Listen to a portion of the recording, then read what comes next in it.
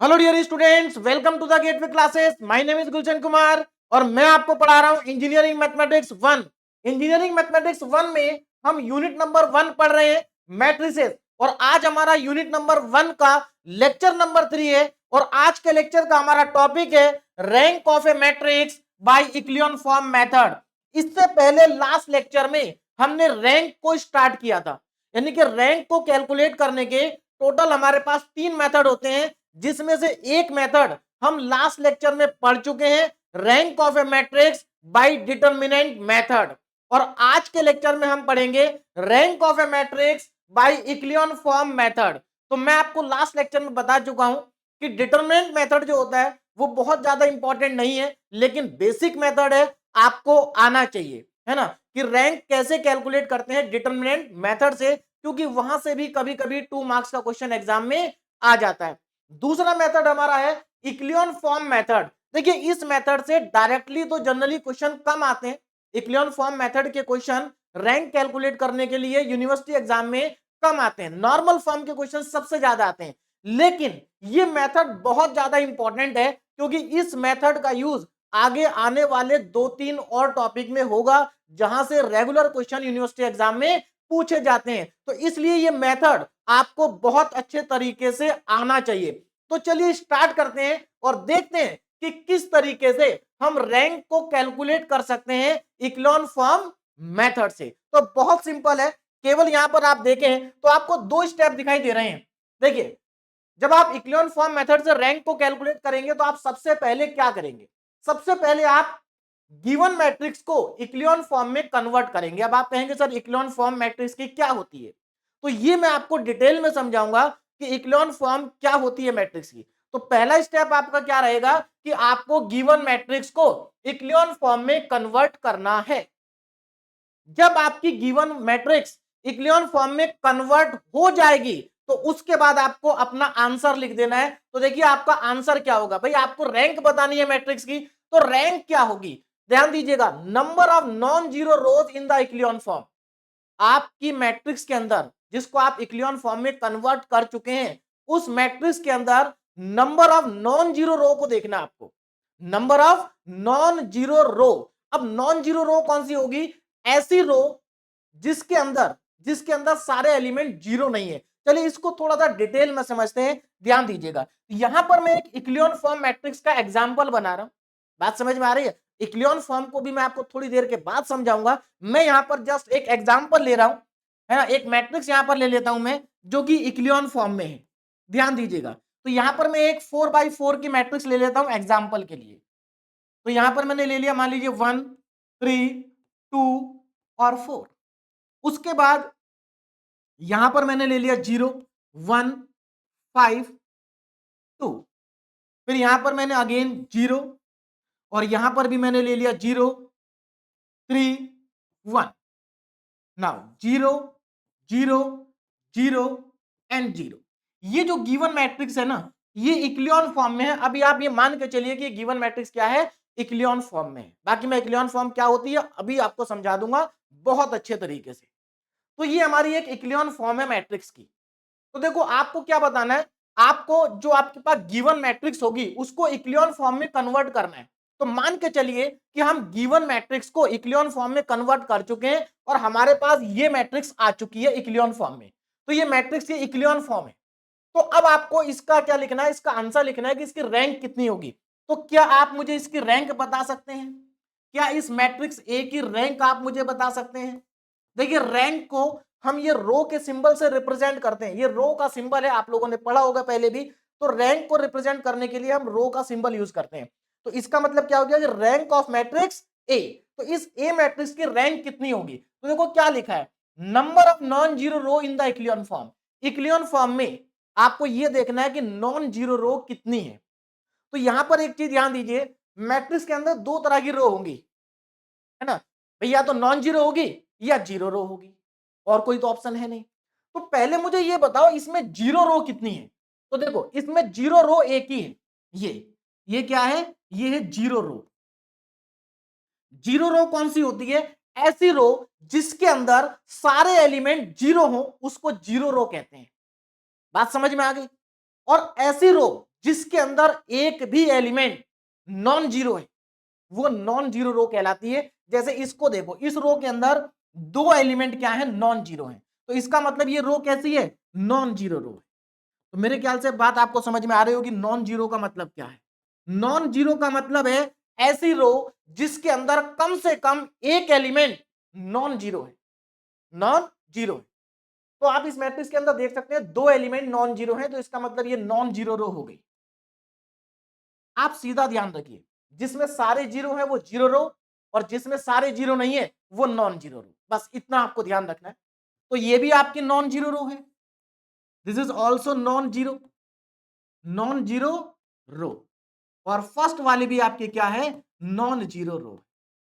तो मेरे ख्याल से अब आप बता सकते हैं कि इस मैट्रिक्स की जो रैंक होगी, इस मैट्रिक्स की जो रैंक होगी किसके बराबर होगी, number of non zero rows के। कितनी नॉन जीरो रोज है, 3, तो इस मैट्रिक्स की रैंक हो गई 3। तो इक्लियन फॉर्म मेथड से अगर आपको रैंक को कैलकुलेट करना है तो आपको यह देखना पड़ेगा कि इक्लियन फॉर्म में कितनी नॉन जीरो रो है। तो ये तो अच्छे से सबको समझ में आ गया होगा, मुझे नहीं लगता कोई ऐसा स्टूडेंट है जिसको ये ना समझ में आया हो। भाई समझ में आ गया, ठीक है, number of non zero row के बराबर हमारी रैंक होगी। लेकिन अब क्वेश्चन ये आता है कि हम गिवन मैट्रिक्स को इक्लियन फॉर्म में कन्वर्ट कैसे करेंगे, ये इक्लियन फॉर्म है क्या, बात समझ में आ रही। तो अब मैं आपको समझा देता हूं कि इक्लियन फॉर्म क्या होती है। देखिए किसी भी मैट्रिक्स को इक्लियन फॉर्म में कन्वर्ट करना बहुत ज्यादा आसान होता है, बस आपको एलिमेंट्री ट्रांसफॉर्मेशन आना चाहिए। लेक्चर नंबर 1 में मैंने आपको एलिमेंट्री ट्रांसफॉर्मेशन पढ़ाए थे, है ना, उन्हीं एलिमेंट्री ट्रांसफॉर्मेशन की हेल्प से हम गिवन मैट्रिक्स को इक्लियन फॉर्म में कन्वर्ट करेंगे। तो अब यहां पर समझ लेते हैं कि इक्लियन फॉर्म क्या होती है। देखिए मैंने यहां पर स्टेप बाय स्टेप लिखा है कि कैसे आप इक्लियन फॉर्म बना सकते हैं या इक्लियन फॉर्म होती क्या है, ध्यान दीजिएगा जरा। Echelon form, any matrix A is said to be in echelon form और रो इक्लियन फॉर्म। मतलब अगर हमारे पास कोई मैट्रिक्स ए है तो हम उसको इक्लियन फॉर्म कह सकते हैं कि वो इक्लियन फॉर्म में है। कब, देखो इन पॉइंट्स पर जरा ध्यान दो।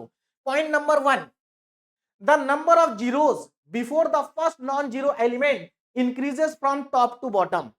इस पॉइंट का मतलब क्या है कि number of zeros before the first non zero element, यानी कि आपकी रो में जो पहला नॉन जीरो एलिमेंट होगा, फर्स्ट नॉन जीरो एलिमेंट, जैसे आप देख सकते हैं इस रो में, फर्स्ट रो में पहला नॉन जीरो एलिमेंट क्या है, 1 है। इस रो में फर्स्ट नॉन जीरो एलिमेंट क्या है, 1 है। इसमें फर्स्ट रो, थर्ड रो में फर्स्ट नॉन जीरो एलिमेंट क्या है, 3 है। मतलब आपको लेफ्ट से देखना है कि सबसे पहले कौन सा एलिमेंट ऐसा है जो कि नॉन जीरो है। बात समझ में आ रही।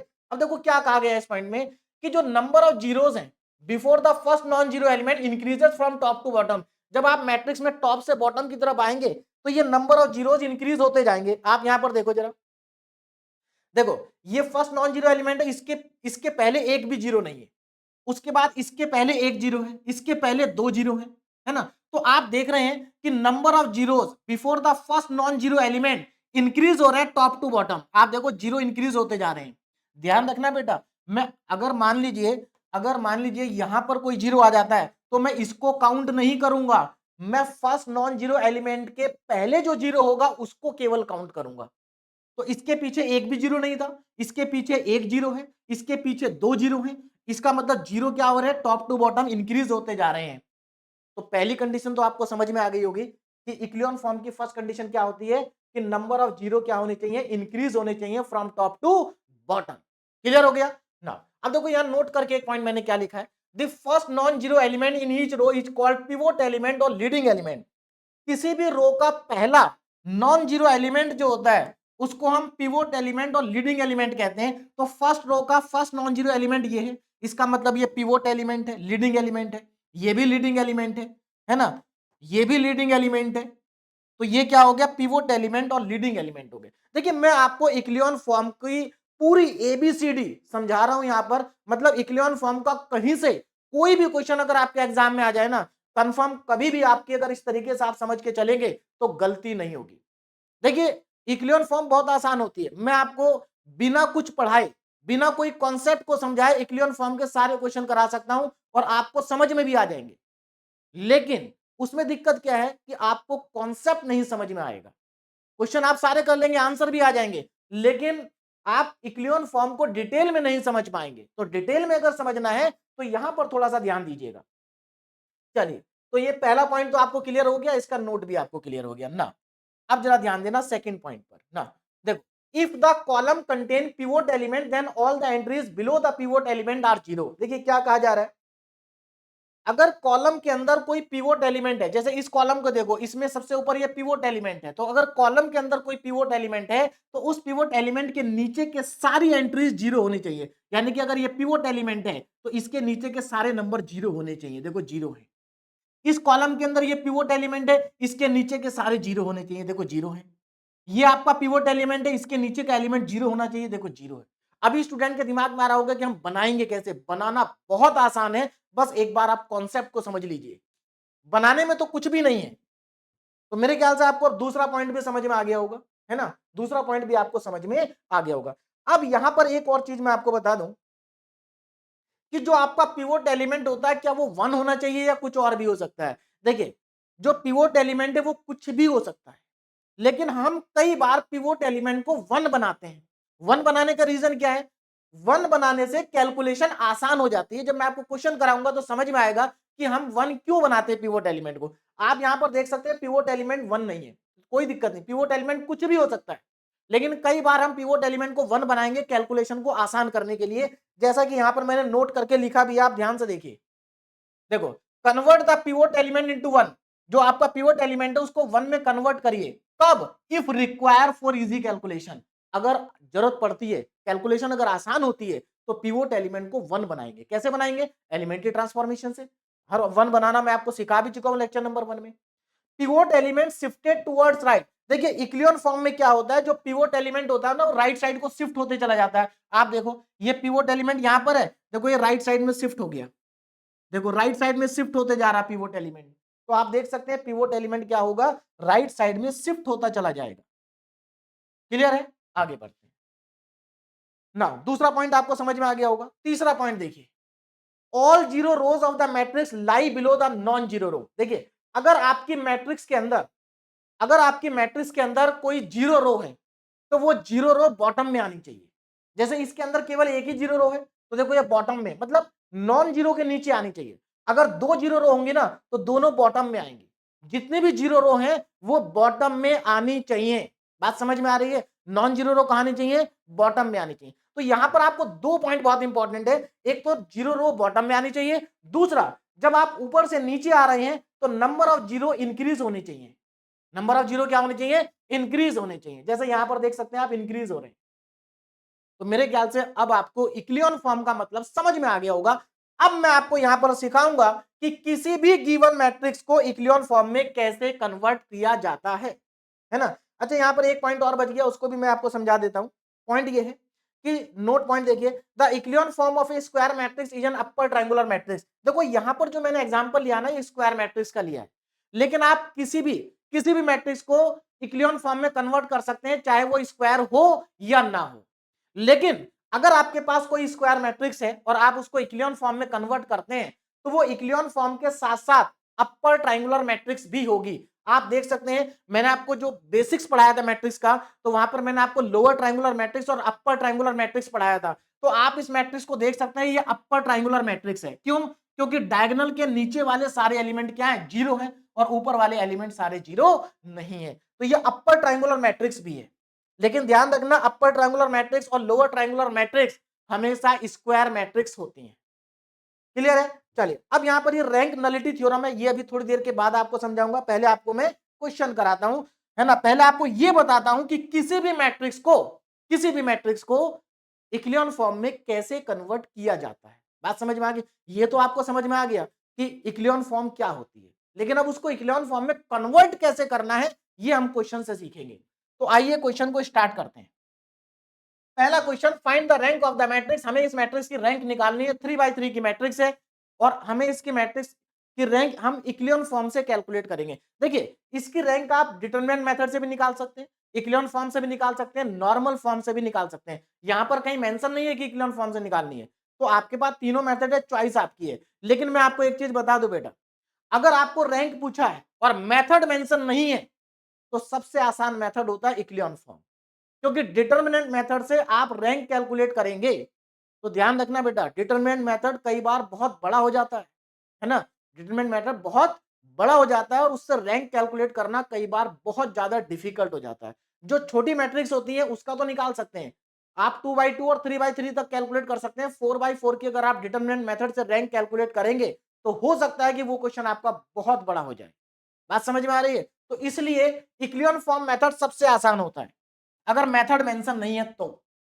चलिए इसकी रैंक निकालनी है तो हम इक्लियन फॉर्म से निकालेंगे। तो सबसे पहले मैं गिवन मैट्रिक्स को लिख लेता हूं। तो मेरे पास मैट्रिक्स ए गिवन है और ध्यान दीजिए क्या है, 1 2 3, 1 4 2 2 6 and 5। This is the given matrix, 3/3 order की मैट्रिक्स गिवन है। अब हमें करना क्या है, इसको इक्लियन फॉर्म में कन्वर्ट करना है। अब मैं आपको मैट्रिक्स को इक्लियन फॉर्म में कन्वर्ट करने का तरीका बताता हूं क्या होता है। देखिए इस मैट्रिक्स में ये तीनों क्या है, डायगोनल एलिमेंट है। आपको ये सब समझा चुका हूं मैं कि डायगोनल एलिमेंट्स क्या होते हैं। तो ये हमारा क्या है, ये हमारा मेन डायगोनल है। इसको मेन डायगोनल भी कहते हैं, प्रिंसिपल डायगोनल भी कहते हैं, लीडिंग डायगोनल भी कहते हैं। बात समझ में आ रही है? तो ये हमारे तीनों क्या है, डायगोनल एलिमेंट्स हैं। क्या है, डायगोनल एलिमेंट्स है। तो अगर आप इस मैट्रिक्स को इक्लियन फॉर्म में कन्वर्ट करना चाहते हैं तो आपको क्या करना है, डायगोनल के नीचे वाले जो एलिमेंट है, एक ये रहा, एक ये रहा और एक ये रहा, इन तीनों को जीरो बना दो। जैसे ही आप इन तीनों को जीरो बनाएंगे ना, आपकी गिवन मैट्रिक्स इक्लियन फॉर्म में क्या हो जाएगी, कन्वर्ट हो जाएगी। अब इनको जीरो कैसे बनाना है ये मैं आपको लेक्चर नंबर 1 में सिखा चुका हूं और फिर से यहां पर सीखिए एक बार और। चलिए देखिए, तो हमें इसको इसको और इसको जीरो बनाना है। अब देखो हमारा जो है, इसमें अगर मैं आपसे पूछूं कि भाई इसमें फर्स्ट रो का पिवोट एलिमेंट कौन सा है, फर्स्ट रो का पहला नॉन जीरो एलिमेंट 1 है, इसका मतलब ये पिवोट एलिमेंट है। हमें इसके नीचे के दोनों जीरो बनाने हैं और पिवोट एलिमेंट हमारा ऑलरेडी 1 है। अगर ये 1 नहीं होता तो हो सकता है कि हमें इसको 1 बनाना पड़ता, लेकिन ये ऑलरेडी 1 है। तो क्या करेंगे, एलिमेंट्री, एक और इंपॉर्टेंट बात, इक्लियन फॉर्म में आप केवल और केवल एलिमेंट्री रो ट्रांसफॉर्मेशन का यूज करेंगे, एलिमेंट्री कॉलम ट्रांसफॉर्मेशन का यूज नहीं करेंगे। देखिए मैं आपको एलिमेंट्री रो ट्रांसफॉर्मेशन भी पढ़ा चुका हूं, कॉलम भी पढ़ा चुका हूं। तो अगर आप इनवर्स कैलकुलेट कर रहे हैं तब भी आप इलेक्ट्रॉन केवल एलिमेंट्री रो ट्रांसफॉर्मेशन का यूज करेंगे, और अगर आप इक्लियन फॉर्म से क्वेश्चन को सॉल्व कर रहे हैं तब भी आप एलिमेंट्री रो ट्रांसफॉर्मेशन का ही यूज करेंगे। अगर आप नॉर्मल फॉर्म मेथड यूज कर रहे हैं तो आप नॉर्मल फॉर्म में एलिमेंट्री रो ट्रांसफॉर्मेशन और एलिमेंट्री कॉलम ट्रांसफॉर्मेशन दोनों का यूज करेंगे। तो अब जल्दी से क्वेश्चन को सॉल्व कर लेते हैं। देखिए हमें इसको जीरो बनाना है, इसको जीरो बनाना है, कैसे बनाएंगे, मतलब इसको बनाना है, इसको बनाना और इस पिवोट एलिमेंट की हेल्प से बनाना है। ध्यान रखना, जीरो हमेशा पिवोट एलिमेंट की हेल्प से ही बनाएंगे। तो इसके नीचे के दोनों जीरो इसकी हेल्प से बनाएंगे। तो क्या कर सकते हैं हम यहाँ पर, एलिमेंट्री रो ट्रांसफॉर्मेशन लगाएंगे। और क्या ट्रांसफॉर्मेशन लगाएंगे, R2 में चेंज। देखिए पहले मैं इसको जीरो बनाऊंगा तो R2 में चेंज, और यहां पर मुझे क्या करना चाहिए, R2 में से माइनस कर देना चाहिए R1 को, या आप इसको ऐसा भी लिख सकते हैं कि R2 में माइनस R1 को ऐड कर दें। बात एक ही है, दोनों तरीके से आप लिख सकते हैं, है ना। तो R2 में मैं यहां पर क्या करूंगा, R2 से R1 को माइनस कर देता हूं, तो R2 माइनस R1। अब देखो कितना आएगा। अच्छा पहले दूसरा ऑपरेशन भी लिख लेते हैं भाई, हम इन दोनों को एक साथ जीरो बनाएंगे तो इसको भी जीरो बनाना है इसी 1 की हेल्प से। तो अब मैं क्या करूंगा, R3 में चेंज करूंगा ना। R3 में क्या चेंज करना है, देखो R3 में, देखिए R3 यहां पर मुझे जीरो बनाना है। तो मुझे एक बात बताओ, मैं 2 में क्या ऐड करूं कि ये जीरो हो जाए। भाई सीधी सी बात है, 2 में अगर हम -2 को ऐड कर दें तो ये जीरो बन जाएगा। तो एक काम करते हैं, हम R3 में -2 टाइम्स ऑफ R1 ऐड कर देते हैं। मतलब मुझे इसकी हेल्प से इसको जीरो बनाना ना, तो पहले मैं इसको -2 से मल्टीप्लाई करूंगा और इसमें ऐड कर दूंगा तो ये जीरो बन जाएगा। बस ये दोनों ऑपरेशन लगाएंगे और हमारे ये दोनों के दोनों जीरो बन जाएंगे। अब ध्यान से देखो कैसे। Now matrix A is equal to, matrix A is equal to,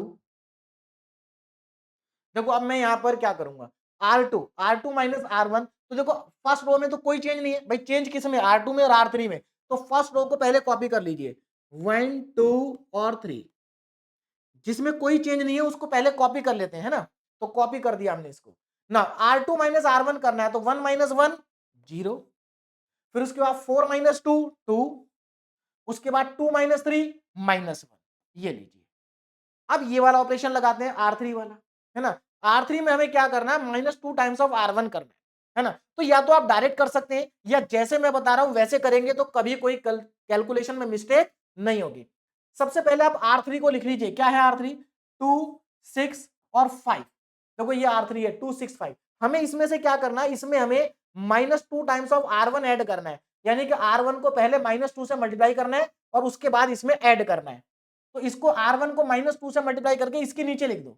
देखो -2 इंटू 1 -2, -4 2 में मल्टीप्लाई करेंगे और ये -6 आएगा। ऐड करो जरा, देखो ये 0 आ जाएगा ऐड करने पे, ये 2 आ जाएगा और ये -1 आ जाएगा। इसका मतलब यहां पर आएगा 0, 2 एंड -1।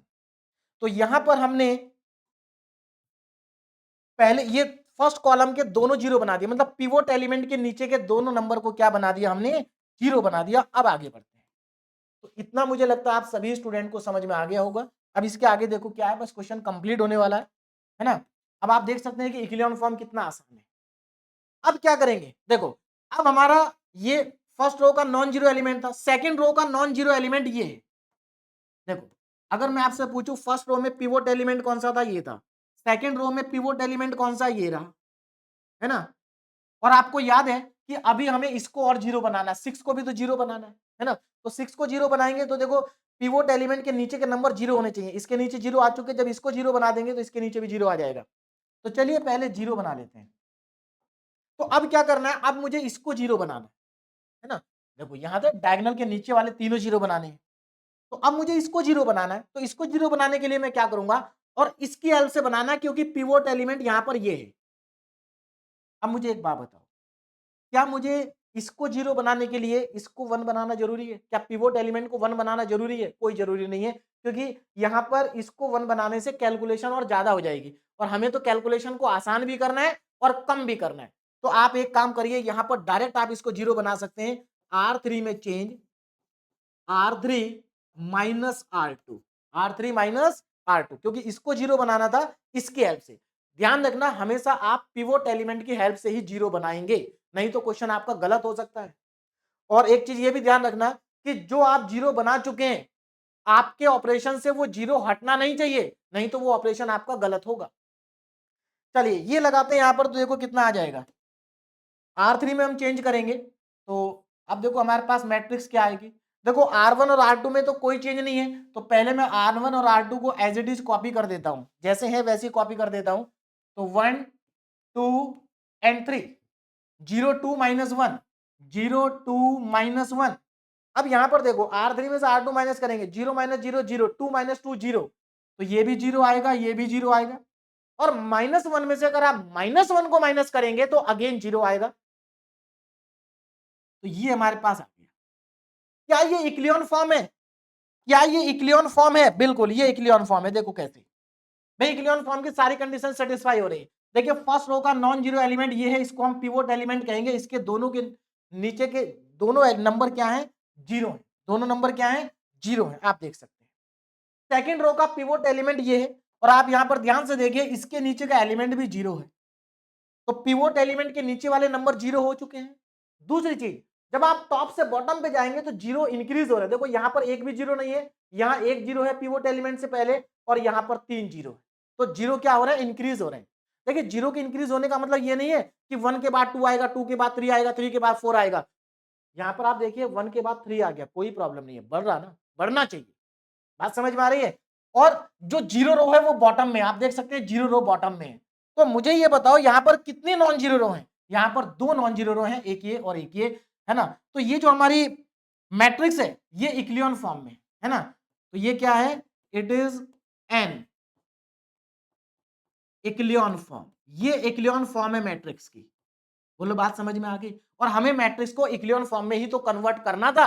और जब आपकी मैट्रिक्स की इक्लियन फॉर्म आ चुकी है तो मैट्रिक्स की रैंक क्या होगी, मैट्रिक्स की रैंक होगी नंबर ऑफ, मैट्रिक्स की रैंक यहां पर होगी number of non zero row, number of non zero row. तो कितने नॉन जीरो रोज हैं यहां पर, आप देख सकते हैं यहां पर जीरो नॉन जीरो रोज 2 हैं। तो इस क्वेश्चन का आंसर मेरा आ जाएगा 2। तो इस मैट्रिक्स की रैंक कितनी आ गई, 2 आ गई, और क्वेश्चन हमारा हो चुका है कंप्लीट। तो मेरे ख्याल से सभी स्टूडेंट को बहुत ही आसानी के साथ ये क्वेश्चन समझ में आ गया होगा। आगे बढ़ते हैं, नेक्स्ट क्वेश्चन सॉल्व करते हैं। सभी क्वेश्चन को ऐसे ही सॉल्व करना है। देखो आप जब पहली बार ये क्वेश्चन सॉल्व कर रहे हैं ना, तो आपकी जब इक्लियन फॉर्म आ जाए, तो उसको अगर आप बहुत अच्छे से इसको सीखना चाहते हैं ना, तो उसको एक बार वेरीफाई जरूर कर लेना इन पॉइंट्स के साथ, क्या ये सारे पॉइंट्स सेटिस्फाई हो रहे हैं? 100% होंगे, है ना? अगर आप डायगोनल के नीचे वाले एलिमेंट को जीरो बनाते हैं, तो सारे पॉइंट सेटिस्फाई होंगे 100%। आगे बढ़ते हैं, next question, find the rank of the matrix by echelon form. देखो यहां पर मेंशन होके लिखा क्वेश्चन में इक्लियन फॉर्म, तो अब आपके पास कोई और चॉइस नहीं है, आपको इक्लियन फॉर्म से ही करना पड़ेगा। बात समझ में आ रही है? चलिए, तो यहां पर जो गिवन मैट्रिक्स है उसको सबसे पहले मैं लिख लेता हूं, matrix A is equal to 1 2 3 2 4 6 3 6 and 9, this is the given matrix. अब देखो हमें क्या करना है, ये रहा डायगोनल, डायगोनल के नीचे वाले तीनों नंबर को बनाना है जीरो। अगेन एलिमेंट्री ट्रांसफॉर्मेशन का यूज करके बिल्कुल सिमिलर क्वेश्चन है, इनको जीरो बनाएंगे। तो चलिए बनाते हैं, देखिए क्या करेंगे भाई। ये हमारा देखो फर्स्ट रो में ये हमारा लीडिंग एलिमेंट है ना, पिवोट एलिमेंट, इसके नीचे के दोनों को जीरो बनाना है। और ये देखो पिवोट एलिमेंट अगेन हमारा वन है, तो हमारा काम आसान है। तो यहां पर मैं क्या करूंगा, इसको जीरो बनाऊंगा। तो क्या करना चाहिए मुझे, R2 में चेंज R2 प्लस माइनस का 2 टाइम्स ऑफ R1। भाई सीधी सी बात है, इसको जीरो बनाना इसकी हेल्प से। तो इसमें अगर मैं -2 ऐड कर दूंगा तो जीरो बन जाएगा। तो पहले आप इसको -2 से मल्टीप्लाई करो और इसके साथ ऐड कर दो, जीरो बन जाएगा। फिर मुझे इसको जीरो बनाना है, अगेन वन की हेल्प से बनाना है। तो R3 में चेंज, क्योंकि R3 में रो में है, R3 में चेंज R3 प्लस माइनस का 3 टाइम्स ऑफ R1।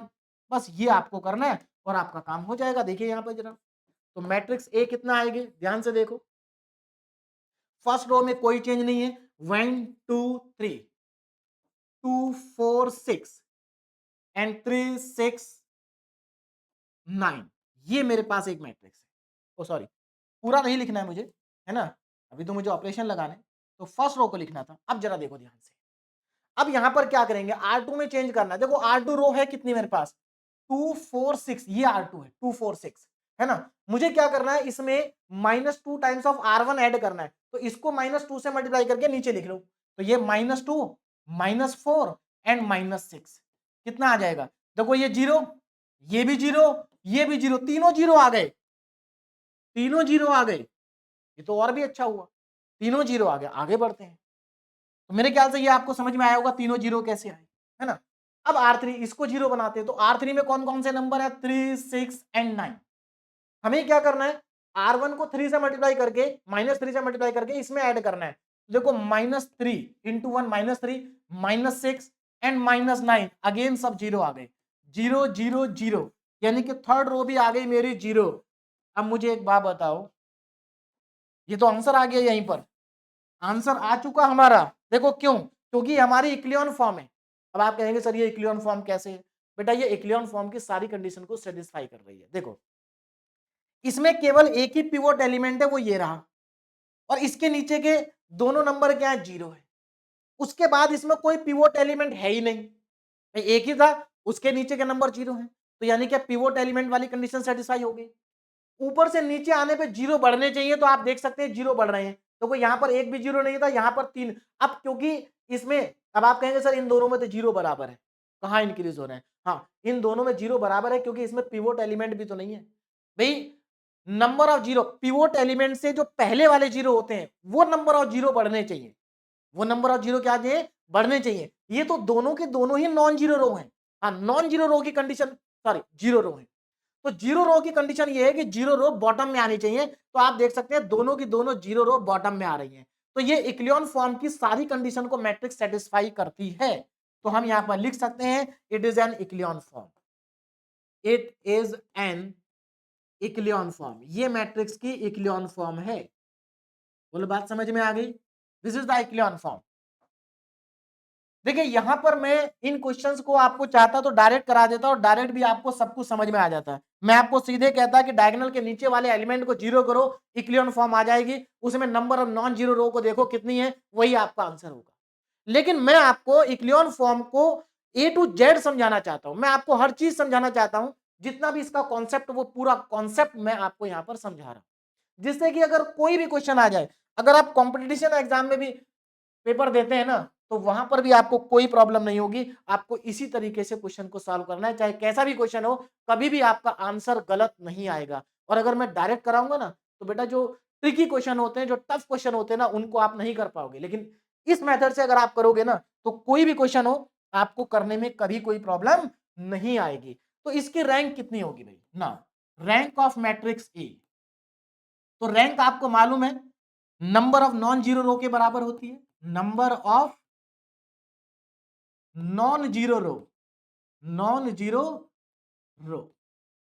और अब आपको यहां पर कितनी नॉन जीरो रो है, ये आपको अच्छे से दिखाई दे रहा है ना, कितनी नॉन जीरो रो है यहाँ पर, ये एक ही है। इसमें देखो ये इक्लियन फॉर्म, इसमें देखना है ये इक्लियन फॉर्म है, इसमें एक ही नॉन जीरो रो है। तो इसका आंसर कितना बन गया हमारा, इसका आंसर आ गया 1। क्लियर है, कितना आंसर आ गया 1। तो क्वेश्चन नाउ ये हमारा क्वेश्चन कंप्लीट हो गया। नेक्स्ट क्वेश्चन पे चलते हैं। इसको देखिए, find the rank of the matrix. फिर से आपको रैंक निकालनी है ना। देखो अभी तक जो मैं आपको क्वेश्चन करा रहा हूं, ये 3x3 मैट्रिक्स, 3x3 ऑर्डर की रैंक मैट्रिक्स है। अभी मैं आपको 3x4 और 4x4 भी कराऊंगा। बात समझ में आ रही है? चलिए, तो अभी तक तो स्क्वायर मैट्रिक्स ही चल रही है। तो इसको देखते हैं जरा, गिवन मैट्रिक्स हमारे पास क्या है। तो पहले मैं गिवन मैट्रिक्स को लिख लेता हूं ए। तो इसमें तो सारे नंबर ही सेम है, 2 2 2 2 2 2 एंड 2 2 2। ये इसको तो आप डिटरमिनेंट मेथड से भी करेंगे ना, तो भी आपका एक स्टेप में आंसर आ जाएगा। चलिए देखो, अब जरा ध्यान दो, हमारा यहाँ पर फर्स्ट रो का पहला नॉन जीरो नंबर है 2, यानी कि ये हमारा पिवोट एलिमेंट हो गया। तो हमें क्या करना है, इसके नीचे के दोनों जीरो बनाने, मतलब ये हमारा डायगोनल है और हमें इन तीनों को बनाना है जीरो। तो सबसे पहले इसके नीचे ये दोनों जीरो बनाते हैं। अब मुझे एक बात बताओ, जो मेरा पिवोट एलिमेंट है, ये वाला मेरा पिवोट एलिमेंट है, मतलब लीडिंग एलिमेंट है, क्या इसको वन बनाना जरूरी है क्या? बिल्कुल भी जरूरी नहीं है, क्योंकि इसको बिना वन बनाए हमारे नीचे के दोनों जीरो हो रहे हैं, तो हम इसको वन क्यों बनाए? हालांकि इसको वन बनाना भी आसान है, 2 से डिवाइड कर दो, तीनों वन आ जाएंगे। लेकिन हम क्यों बनाए, क्यों डिवाइड करें 2 से? कैलकुलेशन ज्यादा हो जाएगी। तो हमें कैलकुलेशन को बढ़ाना नहीं है, हमें कैलकुलेशन को कम करना है। तो कैलकुलेशन को कम करना है, तो इसको वन नहीं बनाना इस बार, है ना। तो क्या करेंगे, इसको जीरो बनाएंगे, इसको जीरो बनाएंगे इसकी हेल्प से, क्योंकि पिवोट एलिमेंट तो यही है। तो चलिए यहां पर दो ऑपरेशन लगा देते हैं। R2 में चेंज R2 माइनस R1 और R3 में चेंज R3 माइनस R1। बस ये दोनों ऑपरेशन यहां पर आप लगाओगे, आपका यहां पर तुरंत आंसर आ जाएगा। देखिए कैसे ना, A इक्वल टू, ध्यान दीजिएगा, देखो अगर आप R2 में से R1 को माइनस करोगे, 2 माइनस 2 2 माइनस 2 2 माइनस 2 सब जीरो आ जाएगा। फर्स्ट रो में कोई चेंज नहीं है, तो फर्स्ट रो तो 2 2 आएगा, बाकी सेकंड रो में तीनों आएंगे जीरो। और सेम चीज थर्ड में भी है, जब आप इसमें से इसको माइनस करेंगे, इसको माइनस करेंगे, इसको माइनस करेंगे, सब जीरो आएगा। Now again it is an echelon form, हमारे पास इक्लियन फॉर्म आ चुकी है भाई। आप देख सकते हैं यहाँ पर, ये आपका पिवोट एलिमेंट है, इसके नीचे के नंबर जीरो है और इसमें दो जीरो रो है, दोनों की दोनों बॉटम में आ रही है। तो यहाँ पर इक्लियन फॉर्म की सारी कंडीशन सेटिस्फाई हो जाती हैं। तो अगर सारी कंडीशन सेटिस्फाई हो रही हैं, तो हम कह सकते हैं कि it is an echelon form. ये क्या है, ये इक्लियन फॉर्म। बोलो बात समझ में आ गई? और अगर ये इक्लियन फॉर्म है, तो हमारी रैंक कितनी होगी? अब हम यहां से रैंक का आंसर डायरेक्ट लिख सकते हैं। डायरेक्ट क्या कर सकते हैं, लिख सकते हैं यहां पर। तो देखिए हमारा यहां पर रैंक हो जाएगी, rank of matrix A is equal to number of non zero row, number of non zero rows, है ना। Number of non zero rows के बराबर होगा। तो यहां से मैं आंसर लिख देता हूं, नॉन जीरो रो तो यहां पर वन ही है, तो इसका आंसर अगेन वन आ गया हमारा। कितना आ गया? वन हमारे पास यहां पर इसका आंसर आ चुका है। क्लियर है? आगे बढ़ते हैं, next question. Find the rank of the matrix A, इसकी रैंक निकालनी है। ऑल्सो फाइंड नलिटी, नलिटी क्या होती है अभी मैं आपको समझाऊंगा। फिलहाल तो हम इसकी रैंक निकालते हैं, और इस बार मैट्रिक्स हमारे पास 3/4 ऑर्डर की है। तो सबसे पहले मैं यहाँ पर मैट्रिक्स को लिख लेता हूं ए, है ना। तो हमारे पास जो गिवन मैट्रिक्स है ए, इसको मैं यहाँ पर लिखूंगा सबसे पहले। तो 1 2 3 and 2, 1 2 3 2 2 3 5 1 2 3 5 1 1 3 4 and 5, this is the given matrix. अब यहां पर जो मैट्रिक्स का ऑर्डर है ना, जरा ध्यान से समझिए, वो 3/4 है। अब अभी तक मैं आपको क्या बता रहा था, अभी तक स्क्वायर मैट्रिक्स थी, मैं आपसे कहता कि डायगोनल के नीचे वाले नंबर को जीरो कर दो। अब यहां पर आप लोगों का कंफ्यूजन आएगा कि सर जो डायगोनल होता है, डायगोनल की बात तो हम केवल स्क्वायर मैट्रिक्स में करते हैं, तो ये तो रेक्टेंगुलर मैट्रिक्स है, इसमें डायगोनल कहां से लाएं? 3/4 की मैट्रिक्स है ना, डायगोनल कहां से लाएं? अब मैं आपको बताता हूं कि डायगोनल को आप कहां से लाएंगे, ध्यान दीजिए जरा। देखो, इसका ऑर्डर 3/4 है। मैं आपको लास्ट लेक्चर में बता चुका हूं कि अगर मैट्रिक्स 3/4 ऑर्डर की है तो उसकी रैंक मैक्सिमम 3 हो सकती है। भाई इसकी रैंक 4 नहीं हो सकती। क्यों नहीं हो सकती 4? ये मैंने आपको लास्ट लेक्चर में समझाया था, है ना। तो यहां पर जो ये 2 नंबर लिखे होते हैं, इनमें से जो छोटा नंबर होता है उस मैट्रिक्स की रैंक मैक्सिमम उसी के बराबर हो सकती है, उससे ज्यादा नहीं हो सकती। तो इसका मतलब इस मैट्रिक्स की रैंक मैक्सिमम 3 हो सकती है, 4 तो कभी नहीं हो सकती, है ना। चलिए, तो एक काम करते हैं, अगर आपको कभी भी 3/4 की मैट्रिक्स दी जाए या 4/3 की मैट्रिक्स दी जाए तो आपको क्या करना है। अगर मान लो 3/4 की मैट्रिक्स आपको दे रखी, तो आप थोड़ी देर के लिए इस कॉलम को हटा दीजिए, मतलब हटाना नहीं मैट्रिक्स में से, आप इमेजिन कर लिए कि ये कॉलम है ही नहीं। तो एक बात बताओ, अगर मैं इस कॉलम को हटा दूं तो मेरे पास मैट्रिक्स कितने ऑर्डर की बची? 3/3 की बची। बोलो बात समझ में आ रही? मतलब मैं इस कॉलम को हटा दूं और मैट्रिक्स को केवल इतना ही मानूं तो ये रहा मेरा डायगोनल, ये रहा मेरा डायगोनल। बस आपको यही देखना था, मतलब आपको अपने मैट्रिक्स में ये देखना है कि सबसे बड़ी स्क्वायर मैट्रिक्स किस ऑर्डर की है ना, और स्टार्टिंग में ही देखनी है। अब ये डायगोनल हो गया, देखो इसको मैं हटा दूं तो ये डायगोनल हो गया, तो आपको इसको और इसको जीरो बनाना है, आपको इन तीनों को जीरो बनाना है। और जब आप इन तीनों को जीरो बनाएंगे ना तो आपकी मैट्रिक्स इक्लियन फॉर्म में आ जाएगी। बात समझ में आ गई? इक्लियन फॉर्म में आ जाएगी। तो चलिए बनाते हैं इन तीनों को जीरो। तो अब आपको समझ में आ गया होगा कि अगर रेक्टेंगुलर मैट्रिक्स दी जाती है तो हमें कैसे डायगोनल को देखना है। मतलब आप रेक्टेंगुलर मैट्रिक्स में भी डायगोनल वाला ही कॉन्सेप्ट लगा सकते हैं कि डायगोनल के नीचे वाले नंबर हमें क्या करने हैं? जीरो करने हैं। बात समझ में आ गई? चलिए अब आगे बढ़ते हैं। तो हमें इसको जीरो करना है, इसको जीरो करना है और इसको जीरो करना है। स्टार्ट करते हैं प्रोसेस। इसका मतलब ये हमारा इस बार पिवोट एलिमेंट है, हमें इसके नीचे के दोनों नंबर को जीरो बनाना है। तो हम यहाँ पर ऑपरेशन लगाते हैं, इसको जीरो बनाना है इस 1 की हेल्प से। तो R2 plus -2 times of R1। भाई सीधी सी बात है, ये जीरो कब बनेगा? जब इसमें -2 को ऐड करेंगे, तो इसलिए मैंने इसको -2 से मल्टीप्लाई करके इसमें ऐड कर रहा हूँ। अच्छा, इसको भी जीरो बनाना है, तो ये तो बहुत आसान हो गया। R3 को जीरो बनाना है, मतलब इस 1 को जीरो बनाना है, तो R3 में चेंज R3 माइनस R1। अब ये दोनों ऑपरेशन मैं यहाँ पर लगा देता हूँ, देखिए कितना आंसर आएगा। A इज इक्वल टू, आप यहाँ पर देख सकते हैं फर्स्ट रो में कोई चेंज नहीं है, 1 2 3 1 2 3 एंड 2। ठीक है ना, आगे बढ़ते हैं।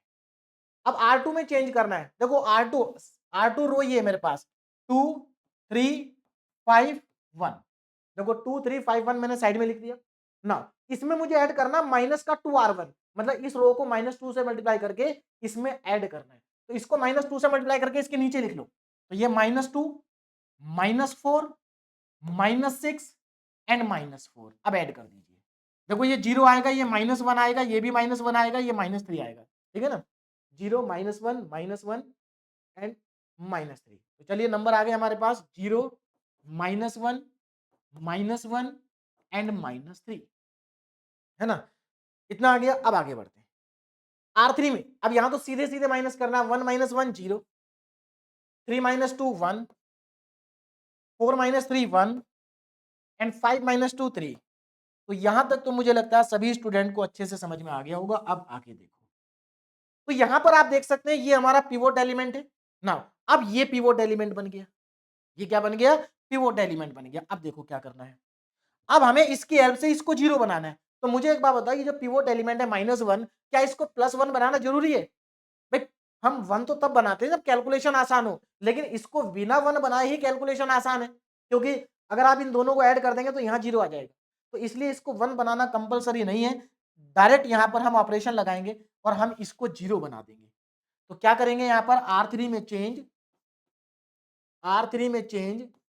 R3 plus R2।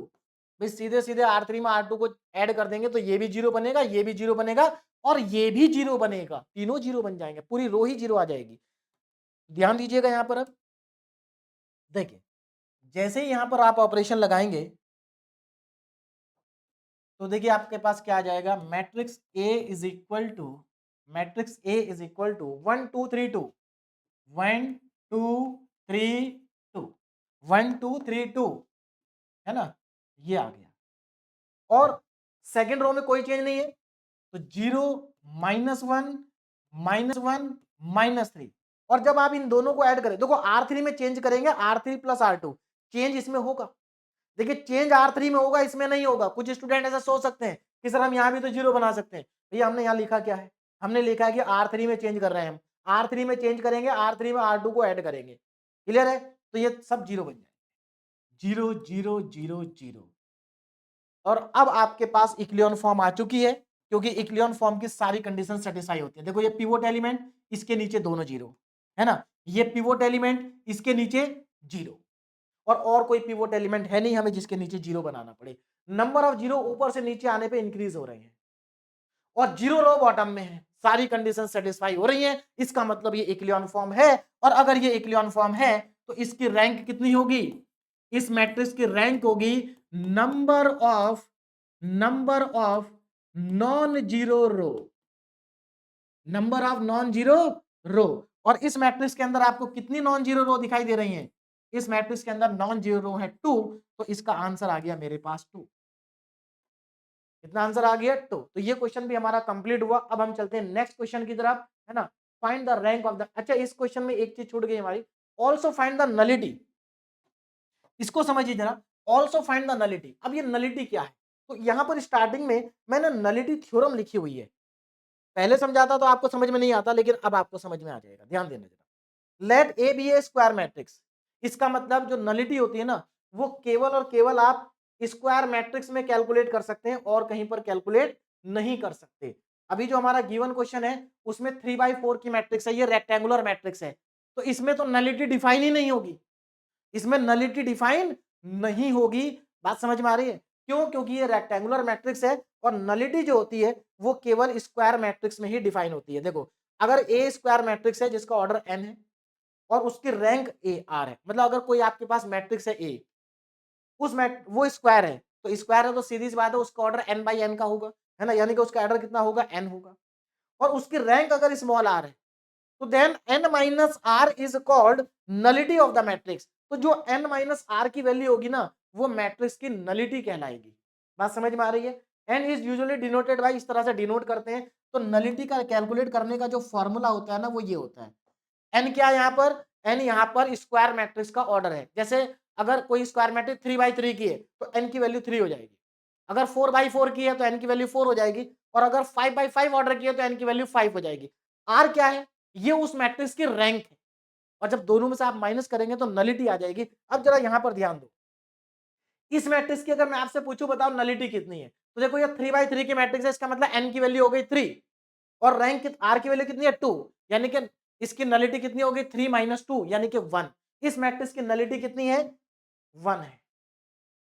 इसकी अगर मैं कैलकुलेट करूं कितनी आएगी, अगेन 3/3 ऑर्डर की मैट्रिक्स है, तो n की वैल्यू तो 3 हो गई, और रैंक r की वैल्यू 1 है, तो इसकी नलिटी कितनी आएगी, 2 आएगी, इसकी 2 आएगी, और इसकी 1 आएगी। बात समझ में आ गई? इसकी नलिटी कैलकुलेट करेंगे तो अगेन 2 आएगी, क्योंकि ऑर्डर 3/3 है, तो n की वैल्यू 3 होगी, r की वैल्यू 1 होगी, 3 - 1 2। अगर हम इसकी नलिटी को कैलकुलेट करते हैं तो हम कहेंगे इसकी नलिटी नॉट डिफाइन नहीं होगी, नलिटी नॉट डिफाइन। क्यों? क्योंकि नलिटी केवल स्क्वायर मैट्रिक्स की डिफाइन होती है। बात समझ में आ गई? Nullity is not define, not define, इसके लिए नलिटी डिफाइन नहीं है। और बाकी इससे पहले के जितने भी क्वेश्चन हैं उनमें मैंने आपको बता दिया कि नलिटी कैसे निकाल। देखिए नलिटी अगर आप देखेंगे तो आपके सिलेबस में नलिटी मेंशन नहीं है, लेकिन क्योंकि नलिटी रैंक के अंदर का ही टॉपिक है, तो इसलिए आपसे पूछा जा सकता है, इसलिए मैंने इसको ऐड कर दिया। बात समझ में आ रही है ना? वैसे पिछले 2-3 सालों से इसको पूछा नहीं गया, जब से सिलेबस चेंज हुआ है, लेकिन फिर भी क्योंकि ये रैंक के अंदर का ही टॉपिक है और कुछ है भी नहीं है, n-r नलिटी होती है ना, तो इसमें कुछ करना भी नहीं है आपको, तो इसलिए मैंने यहाँ पर नलिटी को क्या कर दिया, ऐड कर दिया ना। क्वेश्चन नंबर 5 देखिए, अब find the rank of the matrix, हमें इस मैट्रिक्स की रैंक निकालनी है। अगेन 3/4 ऑर्डर की ये क्या है, मैट्रिक्स है। एक बार आप वीडियो को पॉज करके इसको अपने आप ट्राई करिए, मुझे लगता है अब आप आसानी से कर लेंगे।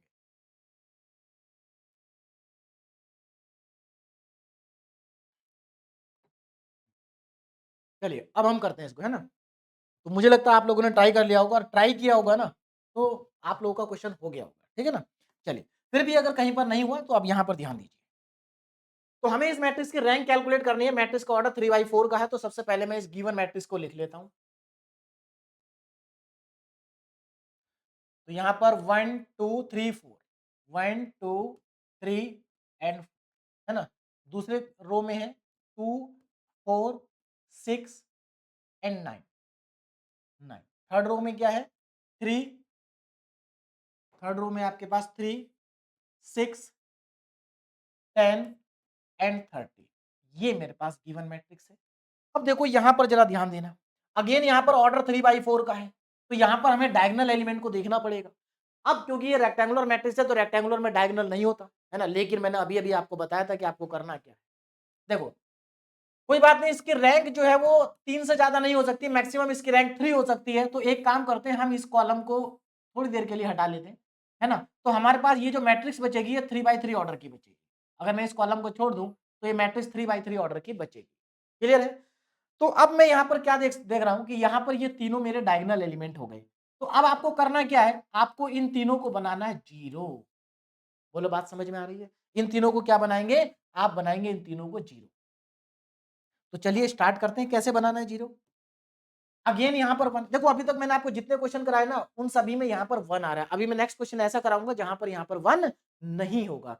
देखिए वन से क्या होता है ना, वन के नीचे जीरो बनाना आसान हो जाता है ना, कोई भी नंबर लिखा हो चाहे। चलिए तो यहाँ पर मुझे इसको जीरो बनाना है वन की हेल्प से, क्योंकि मेरा यहाँ पर लीडिंग एलिमेंट पिवोट एलिमेंट यही है। तो यहाँ पर दो ऑपरेशन लगाने हैं मुझे, एक तो R2 में चेंज करना है, तो R2 में चेंज R2 प्लस माइनस का 2 टाइम्स ऑफ R1, R3 में चेंज R3 प्लस माइनस का 3 टाइम्स ऑफ R1। ये मुझे यहां पर करना है। चलिए स्टार्ट करते हैं। अब देखो जरा यहां पर, तो ये दोनों ऑपरेशन अगर मैं यहां पर लगा दूं तो मेरे पास कितना आएगा, ध्यान देना। इन दोनों ऑपरेशन को लगा के देखो, फर्स्ट रो में तो कोई चेंज नहीं है। सबसे पहले मैं फर्स्ट रो को कॉपी कर लेता हूं, 1 2 3 4, 1 2 3 4, है ना। अब मैं यहां पर चलता हूं सेकंड रो में। चलिए सेकंड रो में हमारा चेंज है। सेकंड रो में क्या है, R2 में -2R1 ऐड करना है। तो यहां पर मैं पहले सेकंड रो लिख लेता हूं 2 4 6 9, 2 4 6 9, और इसमें मुझे ऐड करना है माइनस का 2R1, इसको -2 से मल्टीप्लाई करनी है, यानी कि -2 × 1, यहां से कर लेते हैं -2 × 1 -2, -4, -6 और माइनस का 8। सही लिखा। देखो यहाँ पर सेकंड रो कितना था, 2 4 6 9, 2 4 6 9, 2 4 6 9। उसके बाद -2 से R1 करना था, -2, -4, -6, -8। अब इन दोनों को ऐड कर, तो ये जीरो आएगा, ये भी जीरो आएगा, ये भी जीरो आएगा और ये 1 आएगा। तो 3 बार जीरो है, 0 0 0 1। क्लियर है। आगे बढ़ते हैं ना। R3, तो पहले मैं R3 रो को लिख लूं, तो R3 को लिख लेते हैं इधर पे साइड में, 3 6 10 13, 3 6 एंड 10 13, है ना, 10 और 13, ये मैंने रो को लिख दिया। अब मुझे क्या करना है, इसमें -3R1 ऐड करना है, तो इसको -3 से मल्टीप्लाई करके नीचे लिख लेता हूं मैं, -3, ये रफ वर्क है सर, है ना, -3, -6 और माइनस का 9 आएगा, है ना, 3 3 जा 9, -9 और माइनस का 12 आएगा, ऐड कर दीजिए, 0 0 1 1। तो यहां पर आ गया मेरे पास 0 0 1 1। अब इस इंपॉर्टेंट इस क्वेश्चन को ध्यान से देखिए, यहां पर आपको एक नई चीज सीखने को मिलेगी। देखो क्या है, देखो क्या ये इक्लियन फॉर्म है। देखो हमें क्या करना था, हमें इन तीनों को जीरो बनाना था, और आप देख सकते हैं ये तीनों जीरो आ चुके। भाई हमें एक इसको जीरो बनाना था, इसको जीरो बनाना था, इसको जीरो बनाना था, बन चुके। लेकिन लेकिन इन तीनों जीरो बनाने के बाद भी हमारी मैट्रिक्स अभी इक्लियन फॉर्म में नहीं है। बात समझ में आ गई ना, इक्लियन फॉर्म में नहीं है। क्यों नहीं है, क्योंकि यहां पर कंडीशन सेटिस्फाई नहीं हो रही। अब देखो कौन सी, ध्यान देना जरा। देखो एक तो कंडीशन ये थी कि ऊपर से नीचे आने पे नंबर ऑफ जीरो इंक्रीज होने चाहिए लीडिंग एलिमेंट से पहले। देखो इस रो का फर्स्ट नॉन जीरो एलिमेंट ये, तो इसका मतलब ये पिवोट एलिमेंट हो गया। इसका पहला नॉन जीरो एलिमेंट ये पिवोट एलिमेंट हो गया, और इसका पिवोट एलिमेंट ये हो गया। देखो एक तो बात यही है कि जो हमारे पिवोट एलिमेंट होते हैं ना वो राइट साइड में शिफ्ट होने चाहिए। देखो ये पिवोट एलिमेंट राइट गया फिर लेफ्ट आ गया, कंडीशन सेटिस्फाई नहीं हो रही है। ऊपर से नीचे आने पे नंबर ऑफ जीरो इंक्रीज नहीं हो रहा है। देखो यहाँ पर क्या एक जीरो नहीं था, यहाँ पर 3 जीरो आ गए, यहाँ पर 2 ही है, तो ये तो गड़बड़ हो गया। बात समझ में आ रही है ना? कंडीशन सेटिस्फाई नहीं हो रही है, तो क्या करें? कुछ नहीं करना, इन दोनों रो को आपस में इंटरचेंज कर दो। R2 और R3 में क्या कर दो? इंटरचेंज कर दो। तो यहां पर आप ऑपरेशन लगाएंगे R2 इंटरचेंज R3। बोले बात समझ में आ गई? R2 और R3 को आपस में क्या करना है? इंटरचेंज करना है। बोले बात समझ में आ रही है? तो यहां पर जब मैं इन दोनों को इंटरचेंज करूंगा, अब देखो इस क्वेश्चन को ना बहुत सारे स्टूडेंट गलत कर देते हैं। क्या गलती करते हैं वो मैं अभी आपको बताऊंगा। देखो जरा ध्यान से देखो यहाँ पर, फिर मैं आपको बताता हूं कि क्या गलती होती है यहाँ पर। देखिए, तो फर्स्ट रो में तो कुछ नहीं है, फर्स्ट रो को मैं एज इट इज लिखता हूं 1 2 3 4, 1 2 3 4। सेकेंड रो को थर्ड रो में लिखना है और थर्ड को सेकंड में लिखना है। इसका मतलब 0 0 0 0 1 1 और सेकंड रो को थर्ड में लिखना है, तो 0 0 0 1। ये लीजिए।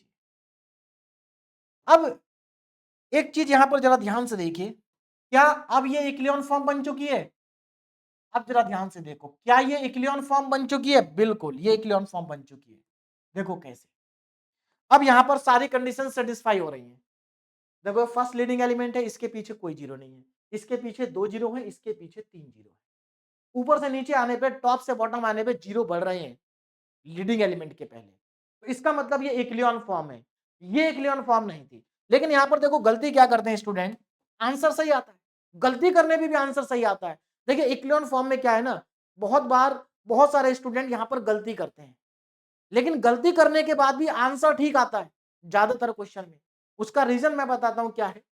जैसे ये इक्लियन फॉर्म नहीं है, इक्लियन फॉर्म नहीं है, लेकिन आंसर यहां से भी वही आएगा जो वहां से आएगा। देखो कैसे भाई, रैंक क्या होती है? रैंक होती है number of non zero row, number of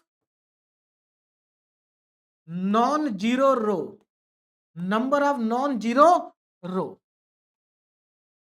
अब मुझे एक बात बताओ, अगर मैं नॉन जीरो रो को देखता हूं तो कितनी नॉन जीरो रो है? आप देख सकते हैं 2 है, सॉरी तीनों नॉन जीरो है, ये भी नॉन जीरो, ये भी नॉन जीरो, ये भी नॉन जीरो, तीनों ही नॉन जीरो है। इसका मतलब इस मैट्रिक्स की रैंक 3 है। इस मैट्रिक्स की रैंक कितनी है? 3।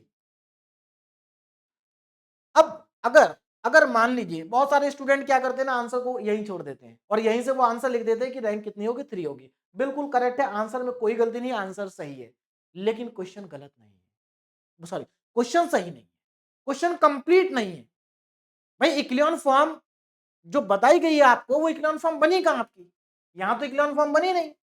आंसर भले ही आपका मैच कर रहा है, देखिए हमेशा हमेशा आंसर अगर आपका आ जाता है तो इसका मतलब ये नहीं है कि हमेशा आपका क्वेश्चन सही है।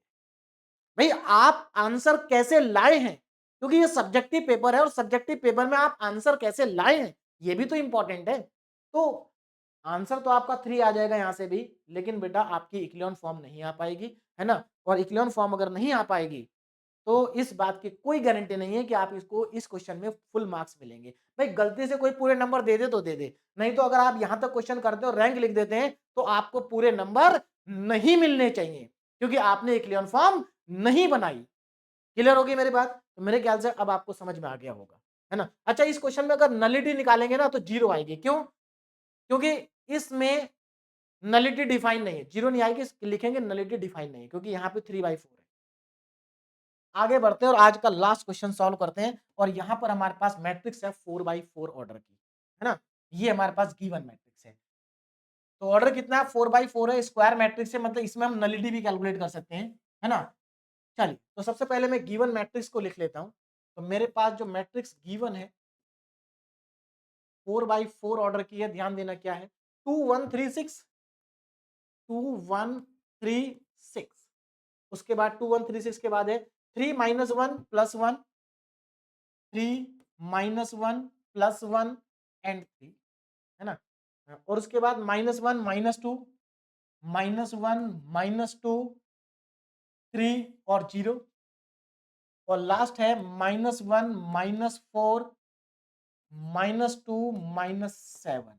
ये मेरे पास एक 4/4 ऑर्डर की क्या है? मैट्रिक्स है ना? तो 2 3 -1 -1 1 -1 -2 -4 3 1 3 -2 630 - 7। चलिए अब स्टार्ट करते हैं, ध्यान दो जरा। देखो यहां पर फर्स्ट रो का नॉन जीरो एलिमेंट ये है, यानी इसका मतलब ये हमारा पिवोट एलिमेंट है। और अब हमें इसके हेल्प से इसको और इसको जीरो बनाना है। अब देखो यहां पर प्रॉब्लम क्रिएट हो गई। इस पिवोट एलिमेंट को अगर मैं 1 नहीं बनाऊंगा तो मेरी कैलकुलेशन टफ हो जाएगी, क्योंकि मुझे फ्रैक्शन लेना पड़ेगा जीरो बनाने के लिए। और मैंने आपको बताया था कि हमें हमेशा फ्रैक्शन से बचना है। तो अगर आप फ्रैक्शन से बचना चाहते हैं, अपनी कैलकुलेशन को आसान बनाना चाहते हैं, तो आप एक काम करिए, इसके नीचे 1 लिखा है, आप इन दोनों को आपस में इंटरचेंज कर दीजिए। इसका मतलब R1 और R2 रो को आपस में क्या कर दीजिए, इंटरचेंज।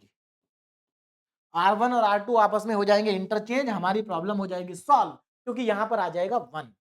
तो देखिए अब यहां पर तो मैं इंटरचेंज कर दे रहा हूं। तो A is equal to second row को फर्स्ट में लिखूंगा मैं, तो 1 -1 -2 -4 है ना। और 1 -1 -2 -4 इसको सेकंड में लिखूंगा, 2 3 -1 -1 और बाकी के नीचे की दोनों रो 3 1 3 -2 6 3 0 एंड -7।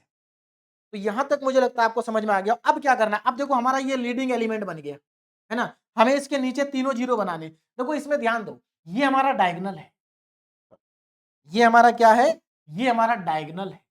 हमें इसको इसको इसको इसको और इसको जीरो बनाना है। तो सबसे पहले हम इन तीनों को जीरो बनाएंगे। तो यहां पर मुझे 3 ऑपरेशन लगाने पड़ेंगे, इसको भी जीरो बनाना, इसको भी बनाना, इसको भी बनाना। ध्यान देना जरा। तो R2 में चेंज करना है मुझे, R2 में चेंज करना है। और क्या चेंज करना है, R2 plus -2 times of R1 है ना, पहला ऑपरेशन। भाई इस 2 में -2 ऐड करना पड़ेगा ना, तो इस रो को -2 से मल्टीप्लाई करके इसमें ऐड कर देंगे। फिर R3, यहां पर इसको जीरो बनाना है, तो R3 प्लस माइनस का 3 टाइम्स ऑफ R1। अब आगे देखिए, देखिए यहां तक मुझे लगता है सभी को समझ में आ गया होगा, कोई दिक्कत नहीं है किसी को भी, है ना। एक और, इसको और जीरो बनाना है, तो R3 ऑपरेशन लिख लेता हूं। R3 में चेंज, R3 में चेंज, इसमें चेंज करेंगे, सॉरी R3 नहीं R4 हो जाएगा, R3 में तो हम कर चुके है ना। R4 में चेंज और R4 प्लस, R4 में क्या ऐड करूं, -6 times of R1, -6 times of R1। बस यहां पर हमारा ये चेंज हो जाए, तीनों जीरो बन जाएंगे। तो अब जरा ध्यान दीजिए, A इज इक्वल टू, देखो भाई R1 में तो कोई चेंज नहीं है, तो पहले मैं R1 को कॉपी कर लेता हूं, 1 -1 -2 एंड -4, ये मेरा R1 हो गया। ठीक है, क्लियर है R1। अब मैं यहां पर R2 को लिखूंगा, R2। अब देखो R2 है कितना, 2 3 -1 -1 2 3 2 3 -1 -1, ये R2 है मेरा। मुझे क्या करना, R2 में -2 टाइम्स ऑफ R1 ऐड करना है। तो R1 को -2 से मल्टीप्लाई करके इसके नीचे लिखिए, तो -2 से इसको मल्टीप्लाई करना, तो ये -2 आएगा। इसको अगर मैं -2 से मल्टीप्लाई करूंगा तो ये +2 आएगा, है ना। -2 से करना ना, हाँ -2 से -2 +2 +4 हो जाएगा माइनस माइनस, और ये प्लस का 8 हो जाएगा माइनस माइनस, है ना, 2 से मल्टीप्लाई करके। देखो क्या आ जाएगा, यहाँ 0 आएगा, यहाँ 5 आएगा, यहाँ 3 आएगा और यहाँ 7 आएगा। 0 5 3 7, 0 5 3 7। क्लियर है, आगे बढ़ते हैं ना। अब हमें देखना R3 रो में, R3 रो में। तो R3 में क्या करना है हमें, R3 में 3 टाइम्स ऑफ R1 ऐड करना है। तो पहले मैं R3 को लिख लेता हूं, 3 1 3 1, देखो 3 1 3 -2 3 -2। अब R1 को -3 से मल्टीप्लाई करना, ये रहा R1, तो -3 से -3 +3 माइनस माइनस +6, 3 से मल्टीप्लाई कर रहा हूं मैं, और प्लस का 12, कितना आ जाएगा, देखो जरा, 0 4 9 और 10, 0 4 9 10, तो ये आएगा 0 4 9 10। आगे बढ़ते हैं, अब आगे देखिए नेक्स्ट ना। अब ये वाला ऑपरेशन लगाना R4, तो पहले मैं R4 को लिख लेता हूं, 6 3 0 6 3 0 -7, 630 माइनस 7। अब मुझे माइनस का 6R1 करना है, मतलब इसको माइनस 6 से मल्टीप्लाई करना है, तो -6 प्लस 6 है ना, माइनस माइनस प्लस हो जाएगा, प्लस का 12, प्लस का 12, क्लियर, प्लस का 12 और 6 24, प्लस का 24, 6 इंटू 4 कितना आएगा ऐड करके, देखो 0 9 12 और ये 17, 0 9 12 17, 0 9 12 एंड 17। तो यहां तक सभी स्टूडेंट को समझ में आया होगा। अब जरा ध्यान से देखो, अब यहां पर अगर आप ध्यान से देखें तो अब हमारा लीडिंग एलिमेंट ये बनेगा, है ना, और इसके नीचे हमें बनाना 0। लेकिन प्रॉब्लम क्या है कि अगर इसको मैंने 1 नहीं बनाया तो अगेन मेरी कैलकुलेशन फ्रैक्शन में चली जाएगी। फ्रैक्शन में कैलकुलेशन हमेशा टफ होती है, तो पहले मुझे इसको 1 बनाना चाहिए। तो 1 कैसे बनाएंगे जरा ध्यान से देखो, देखो अगर आप इस 5 में से इस 4 को माइनस कर दे तो यहां पर 1 बनेगा, है ना। देखिए आपको ऐसा ऑपरेशन नहीं लगाना कि ये 0 उठ जाए। अब यहां पर ध्यान देना, इसमें से इसको माइनस करेंगे, जब आप इसको 1 बना रहे हैं तो आप नीचे की हेल्प लेंगे, ऊपर की हेल्प नहीं लेंगे, क्योंकि अगर आप ऊपर की हेल्प लेंगे तो 0 हट जाएंगे ये। तो जो 0 आपके बन चुके हैं उनको कभी नहीं हटाना। तो यहां पर मैं क्या करूंगा, R2 में चेंज, ध्यान देना क्या ऑपरेशन लगेगा यहां पर, R2 में change R2 minus R3, R2 में से R3 को माइनस करना है। तो चलिए अब मैं नेक्स्ट स्लाइड पे चलता हूं। तो A is equal to matrix, A is equal to 4/4 order की मेरी मैट्रिक्स है। देखो यहाँ पर फर्स्ट रो में तो कोई चेंज नहीं है, 1 minus 1 1 minus 1 minus 2 1 minus 1 minus 2 and -4, है ना, 1 minus 1 minus 2 and -4, 1 minus 1 minus 2 and -4। अच्छा, R2 में चेंज करना है तो देखो कितना आएगा, 0 माइनस 0 0, 5 माइनस 4 1, यानी कि 0 1 आएगा, 0 आएगा 1 आएगा। आगे देखो 3 में से -9 करेंगे, माइनस का 6 आएगा, और यहाँ पर 7 में से -10 करेंगे तो माइनस का 3 आएगा, -6 और -3 आ जाएगा, -6 और -3 आ जाएगा। बाकी की रो में कोई चेंज नहीं है, 0 4 9 10, 0 4 9 10, उसके बाद 0 4 9 10 हो गया, 0 9 12 17, 0 9 0 9 12 और 17। तो यहां तक अब हम पहुंच चुके। अब देखो जरा, अब हमारा ये लीडिंग एलिमेंट 1 बन चुका है। अब हमें इसके हेल्प से नीचे के दोनों 0 बनाने हैं, तो बहुत आसान है, इसको 0 बनाना, इसको 0 बनाना 1 की हेल्प से।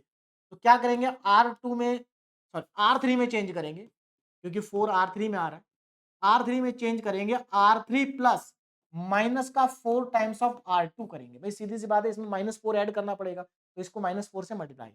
सिमिलरली R3 में चेंज करेंगे, तो R3 सॉरी R3 नहीं R4, R4 में चेंज करेंगे, R4 प्लस माइनस का 9 टाइम्स ऑफ R2। बस ये ऑपरेशन लगा दीजिए, देखिए आपके पास अब आंसर आने वाला है ना,